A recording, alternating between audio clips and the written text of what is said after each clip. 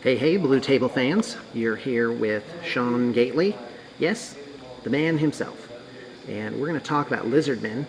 As you know, the Lizardmen are due for an update, so I'm not really going to talk about the Army book.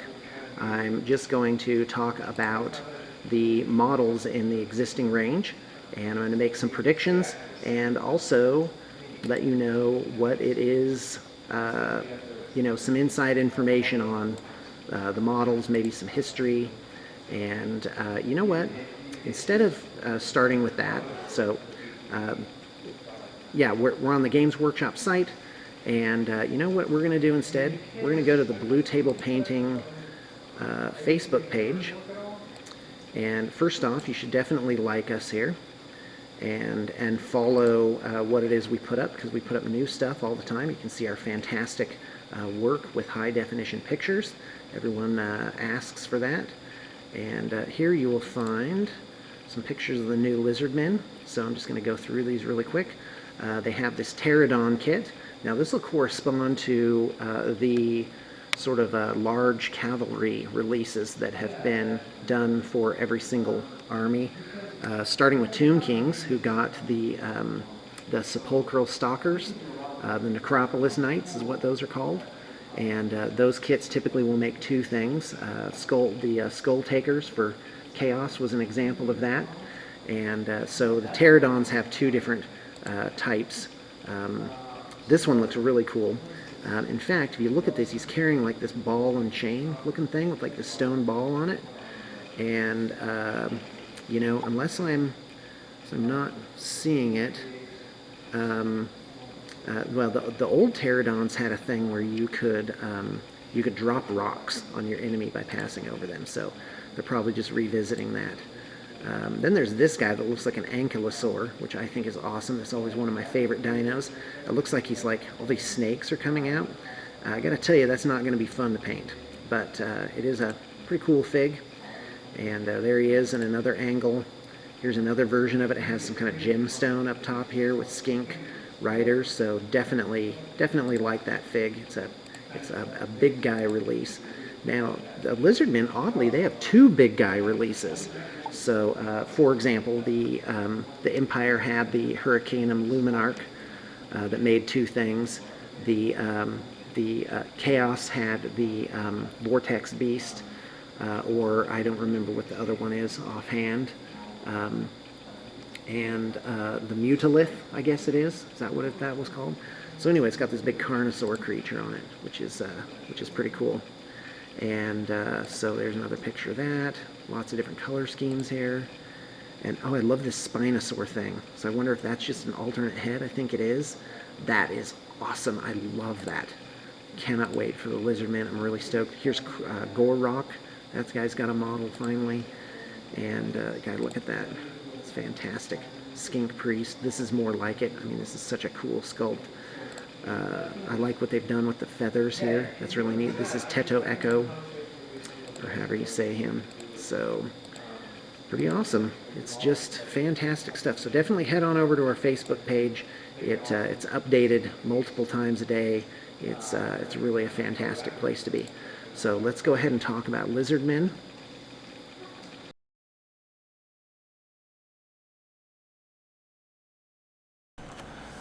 All right, we're on the Lizardmen product list page, and let's take a look at what we have. Hopefully I can give you some insight here. First off, Lizardmen Stegadon. This kit makes actually three options. It makes an Ancient, a regular Stegadon, and the one that's ridden by a Skink Priest, which is an Engine of the Gods. In the new edition, I expect it'll make the same three options, though there will probably be changes in the slots, like rare, special, or whatever. I don't know. I predict that there will be no changes, but it does make a hero or a regular thing.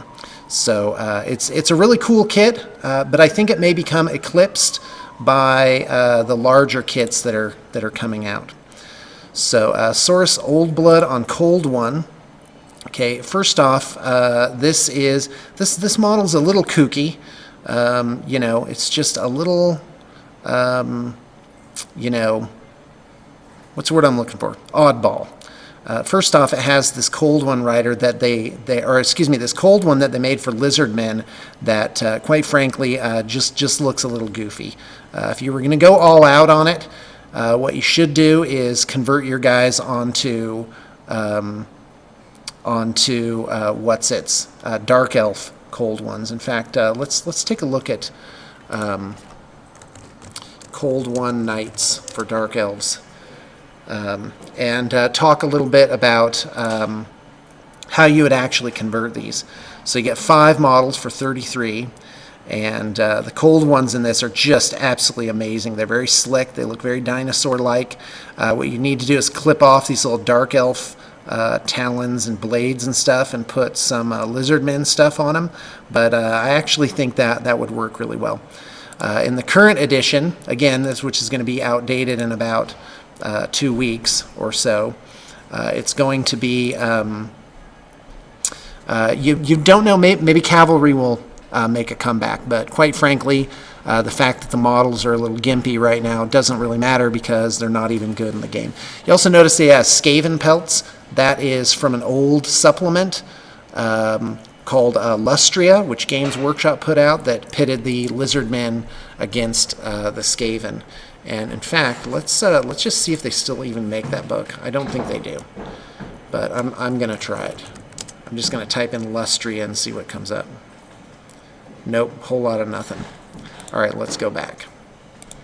All right, so yeah, I better get this through pretty quick. Old Blood with hand weapon and shield is pretty awesome fig. Nothing wrong with that. Old Blood with hand weapon and shield too is okay. And Lizardman Skink Priest. This is one of the older figures in the range, and it's still, in my opinion, it holds its own. But I predict you'll be able to get really cool new plastic ones in the new kits, because that's the pattern. Is they have a kit, but it also has a hero in it, which is nice. So Skink Chieftain with blowpipe. I don't know if blowpipes will be any good, but the model certainly is good. Skink with scythe and shield. That's pretty good.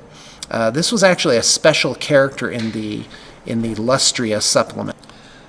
All right, found a copy of Lustria on eBay. That was the only even decent picture there was of it.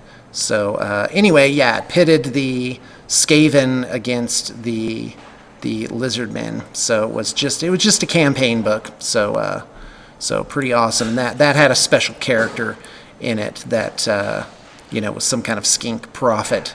And I'm pretty sure this was the fig for that, but I could be wrong. All right, so let's not spend a lot. No, actually, this is the one that it was. Tenenwan, prophet of Sotek.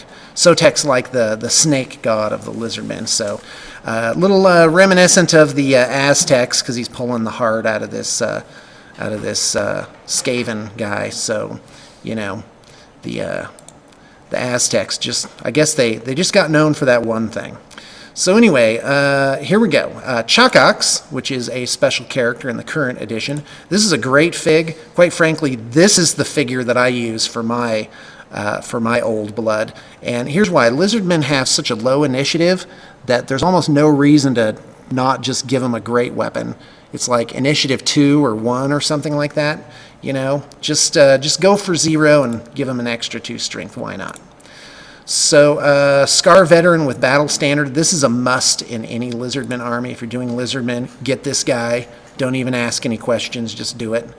And because this banner is just rockin' cool. It's got kind of this Mayan calendar thing going on, which is absolutely just too much. So Scar Veteran, we already looked at him. Oh, a Mage Priest. Okay, so this kit really has stood the test of time. It's like floating along. It's got this albino skink on it with a dagger. That's his one attack. And Slaanen in the current edition are just ridiculously fantastic. It's really the only choice for your lord or your spellcaster.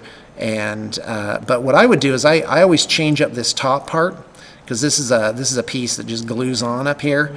And there's a lot that you can do with it. The Stegadon kit has a lot of good alternate pieces that you can put up there, and that's really the way to go. All right, let's take a look at the next item here. We've got, thank you. So Slaanen Mage Priest, Lord Croak. This is a special character, you know, very similar to the Salon Mage Priest setup. This mummified remains that are, you know, animated with his spirit. Skink Priest with feathered cloak. This is an awesome fig, definitely worth having. Definitely a chance to put a splash of color into your army. So here's Oxyotl. This is a chameleon skink special character. Isn't that cool? Love that guy. All right, so Scorus. Core units of Scorus warriors. Scorus warriors it's a kit that really has stood the test of time. You can make spears or hand weapons. In 8th edition Warhammer Fantasy, hand weapons giving the parry save is really fantastic, and that's definitely the only way I would run them. In the new book, they will probably balance that out somehow and make it not so obvious what to get. Yeah, Saurus warriors really are the backbone of the army. Skinks are good as well. They're good troublemakers and troubleshooters. They have poison on their blowpipes. Again, I don't know what the new thing will be in the new edition. The jungle swarms are really they are not the most awesome figs. They're kind of oddball looking, and they're really not even that great in the game. So I don't even know what to say about jungle swarms.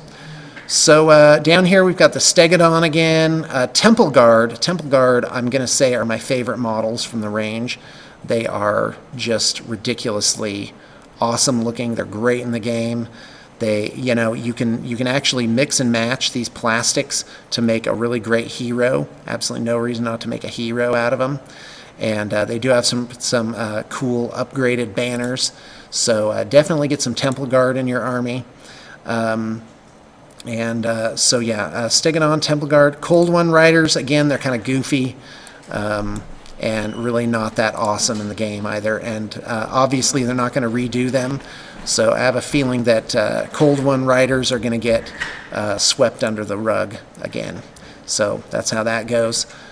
Stalker is a chameleon skink hero. Here you've got chameleon skinks. These are fine casts. They come in, I believe it is blisters of 3. And... oh no, 5 looks like. So good for them. So chameleon skinks have not got an upgrade for a while. Croxagore. Croxagore are kind of like the ogre slot that every army seems to have. And the new models, new meaning at least within the last few years, they are not too bad. They kind of have this alligator dinosaur look to them. The models go together okay. Their weapons are really cool. And my prediction is the Croxagore will get some love in the new edition. Now, historically, they've done a mixed unit where you can put skinks around these guys and have the hitting power of the Croxagore with the rank bonus and numeric advantage of the skinks, which really works well in 8th edition. So it's a tough call, though. If they make the Saurus Warriors as good as they are now, they are definitely going to have a run for their money if they're in the core units slot. So down in the rare units, we have a Stegadon. Again, this makes a Stegadon Ancient. Again, the current list, I have no idea what the new list is going to be, but my prediction is that the rare choices will have some pretty hard competition for other cool stuff.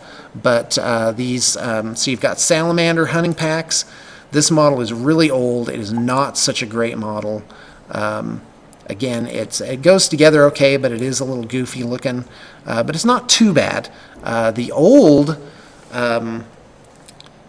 Salamander looked like this goofy kind of Dimestrodon looking guy.